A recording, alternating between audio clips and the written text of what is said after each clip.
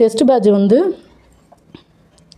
யார் ஜாயின் பண்ணலாம், யார் ஜாயின் பண்ணக்கூடாதுன்னு பார்த்துக்கோங்க. ஏற்கனவே படிச்சிருக்கீங்க, முக்கால்வாசி அதாவது 70 to 80% மேலே எல்லாமே நல்லா தெளிவாக படிச்சிருக்கேன் அப்படிங்கிறவங்க வந்து டெஸ்ட் பேட்ச் ஜாயின் பண்ணுங்கள், பிரச்சனை இல்லை.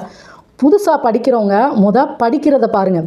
டெஸ்ட் பேட்ச் ஜாயின் பண்ணாலுமே உங்களால் அவங்க கொடுக்குற ஷெடியூலை வந்து படிக்க முடியுமான்னு பாருங்கள். ஏன்னா 7 to 8 மணி நேரம் டெய்லி படிக்கிறவங்களால மட்டும்தான் டெஸ்ட் பேட்சில் கொடுக்குறத வந்து கம்ப்ளீட் பண்ண முடியும். ஒரு நாளைக்கு 7 to 8 மணி நேரம் உங்களால் ஸ்பெண்ட் பண்ண முடிஞ்சால் டெஸ்ட் பேட்சில் கண்டினியூ பண்ணுங்கள், ஜாயின் பண்ணி படிங்க.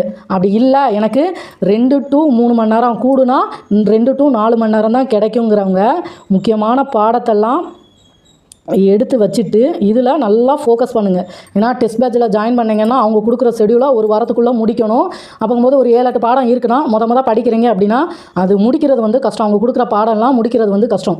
2 to 3 மணி நேரம் இல்லாட்டி 2 to 4 மணி நேரம் தான் இருக்குது அப்படிங்கிறவங்க முக்கியமான பாடத்தெல்லாம் நோட் பண்ணிவிட்டு உங்களால் டைம் கிடைக்கும் போதெல்லாம் அந்த பாடத்தை படித்து முடிங்க. அதுவும் இல்லாமல் மெயினாக ஒரு வாரத்துக்கு 1 நாளோ 2 நாளோ ஒதுக்கி கண்டிப்பாக படித்ததை வந்து ரிவிஷன் பண்ணுங்கள்.